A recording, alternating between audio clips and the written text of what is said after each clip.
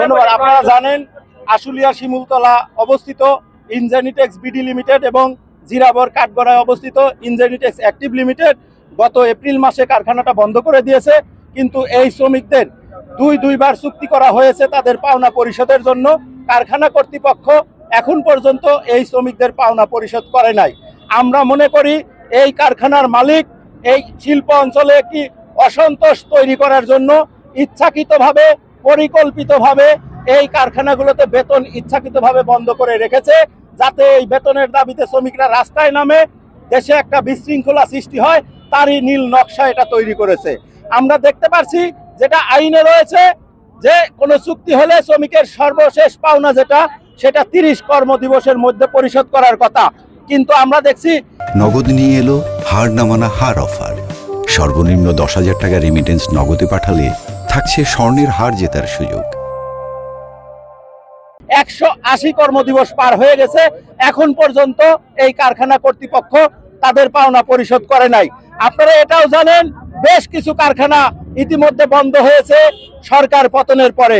এদের বেশিরভাগ কারখানাই ছিল ব্যবসা করার উদ্দেশ্য না, তারা ছিল শুধুমাত্র এই ব্যাংকের টাকা লুট করার জন্য, ব্যাংকের টাকা আত্মসাৎ করার জন্য এই ব্যবসাগুলো নামমাত্র করে রেখেছিল।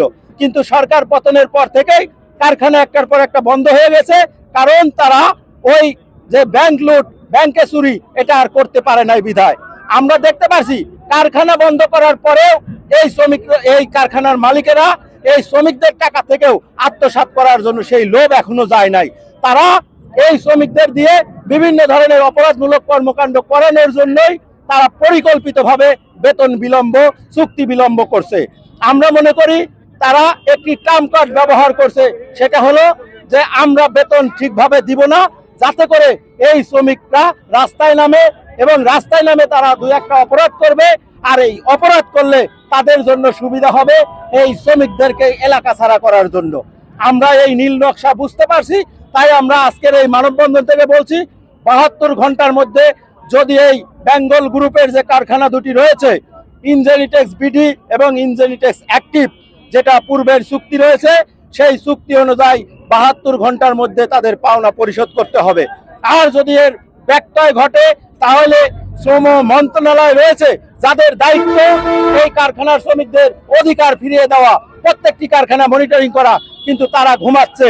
তাই আমরা এটা মনে করি যে আগামী 72 ঘন্টার মধ্যে যদি এই শ্রমিকদের পাওনা পরিশোধ করতে ব্যর্থ হয়, তাহলে শ্রম ভবন ঘেরাও করতে আমরা বাধ্য হব।